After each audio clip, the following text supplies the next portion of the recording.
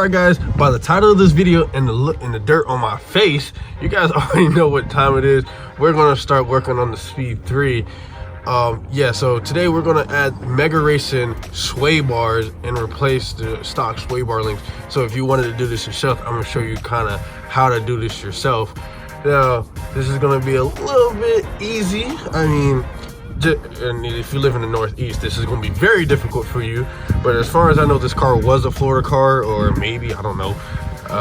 But it was registered here in Florida, but a lot of people register their cars here and live up north. So there's a lot of surface rust on this car, but there's nothing like crazy rust to begin with. So this installation should be very easy. First things first, you want a 14-inch socket and a 9x16 box wrench or 14-inch box wrench with a swivel on it specifically, and a T30. But this is all the tools that you need for this install. This is going to be pretty easy. Now let's show you the parts. It is sway bar links, but the star of the show is the sway bar itself.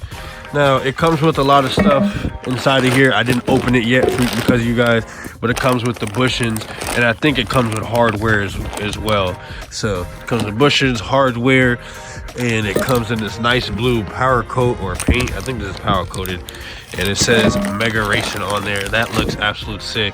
Let's get the old one off the car and let's put this new one on here. Okay, so now up underneath the car, the first things first, you have the bushing here, and you got two bolts holding the bushing on with this bracket here. You have one on each side. As you guys know, if you guys seen my channel before, that was already like that when I bought the car. So, and a lot of these bolts or these nuts here are super loose. So thank you to the person who worked on this car before me, but screw you at the same time, because yeah, this car is all over the place in the rear and in the front too. So I'm gonna have to figure out if I might have loose things in the front. But all I know so far is that we got loose things in the rear. The bolts are actually loose on everything. They didn't even tighten it down. That's how I probably lost that one. Or that's how they probably lost that one. I'm telling you, whoever did this, bro, your mom's an H-O-E, boy. Dang, that's so stupid. So I'm gonna have to find a way to push that in.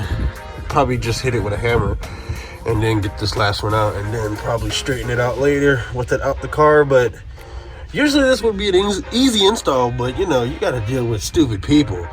Oh my God, the bushing is even gone off this thing. Oh my God. All right, your boy got it out.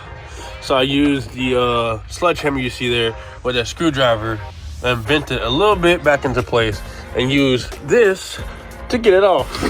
And the battery's dead off this thing. Yeah, the battery's dead.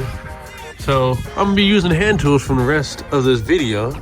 This is why you charge your tools. That's my fault. I didn't charge the dang on impact wrench, but it's all good. All right, guys, so the next step here is to put your box wrench on the nut. Put your T30 inside of the hole there. Make sure you at least have like one nut that's like on the bracket there. So when I've already loosened it, but if you haven't loosened it, these are like really hard to loosen, and it'll move the whole sway bar link and shit and everything, the whole assembly. So you want to have some type of firm thing to press down on when you turn this. I've also loosened the top here, so you do the same thing up here. You take the socket wrench and you turn it down, but I recommend doing that last, because if you take that out, this whole thing is going to fall here. So you want to have this out off the sway bar itself before you take out the link. So I'm gonna show you guys how to do that once I take these off on both sides. Alrighty, time to get this last nut out. That's what he said. Boom, boom, put the nut down, and sway bar link comes out. This is actually kind of heavy. I was not expecting that to be that heavy. Holy hell. All right, so the last step here is, I'm gonna have to obviously do this off camera, but you see how you're turning that and it turns the whole thing? You're gonna have to hold this in place while you're turning it to get this last nut off. And I'm turning it the wrong way anyway, I think. But yeah, let me go ahead and hold this in place while taking this off. And then you do everything in reverse when you install. Okay, because my method didn't work, I tried to, usually I can hold this down and pull it, but due to the fact that it is turning the whole thing, no matter how hard I pull down, I'm gonna have to get an Allen key, turn it until it hits the frame here, and then keep turning. Or if you don't have an Allen key, I don't know if this will work, but you could jack the car up, have where the spring would decompress so you could have enough room to get a T30 and a socket in there and hold one and turn the other. But I'm gonna try to find some Allen keys. I know I have some Allen keys around here, and try to do it that way so I don't have to jack up the car in the air, because my wheel chocks are currently being used on either that project right there or the other project that's inside of the garage. Alrighty, so I had to go all the way to the store, get this stupid Allen key here. This Allen key is a size 5. So, put it up top here, which I am so pissed about because I wish I knew that before I started this. I could have been done by now. The hardest part is to get it in, that's what he said. Now that the hard part is done, pieces of junk. Easiest part is to get this back in here. The only problem is that I'm missing a bolt here. Hopefully they have hardware. If not, I'll be running back to the store. But you do everything in reverse once you get everything back on. And so, yeah, I'll catch up with you guys when I'm done here. It's starting to get super cold. The temperature just dropped. And as you guys can hear, my allergies are killing me. So, yeah, let me go ahead and hurry up and get out of this cold. All right, so this is what it comes with when you open it. Boom, just like that. You put that on there. And then you have these right here.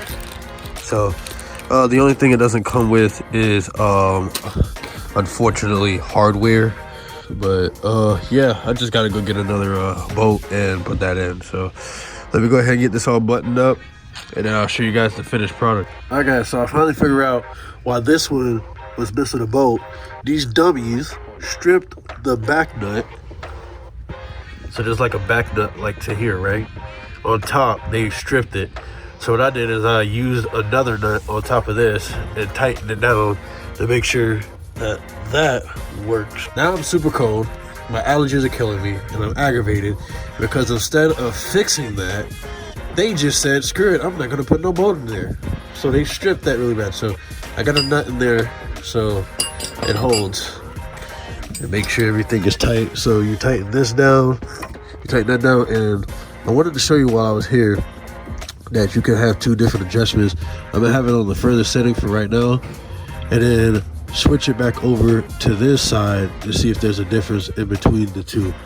But so far, I'm gonna just keep it on the furthest one, see if there's a difference, a stiffness or not. I don't know. I'll figure that out. I'm ready to get it from under this car. But it does look good. It does look good. I love it. Every inch of this. That's what she said. All right guys, so I just drove the car through like a small back road. It has like a couple of turns. The rear end feels a lot better. The front end feels like crap still. Torx steer, obviously. Still not used to it, by the way. But bro, that rear end feels a lot better due to the fact that there's actually a sway bar connected to it. I heard a lot of clunking noise. I didn't know if it was coming from the front or the back. Now I know it was coming from the back because there's no more clunking noise. I go through the speed bumps of the neighborhood and boop boop, no noise. Thank God. I'm not sponsored by Mega Racing at all. Shout out to them for giving you all the hardware that you need. And it was relatively an easy install as long as it's not like my car and a dickless mother sucker stripping the stock nut or whatever the hell that junk is called. So I added a nut on the back of it. It's tightened down. It's on there right. Oh my gosh. So glad this is over. But if you enjoyed this, let's subscribe. If you like the video, like it, leave a comment. It helps the algorithm. And the more subs I get, I will start doing more and more stuff like this towards my personal cars, and then buy new cars and do the same thing over again. If you don't like it, I'm sorry, I suck. But like, subscribe, share with all your friends, and I'll see you guys in another video.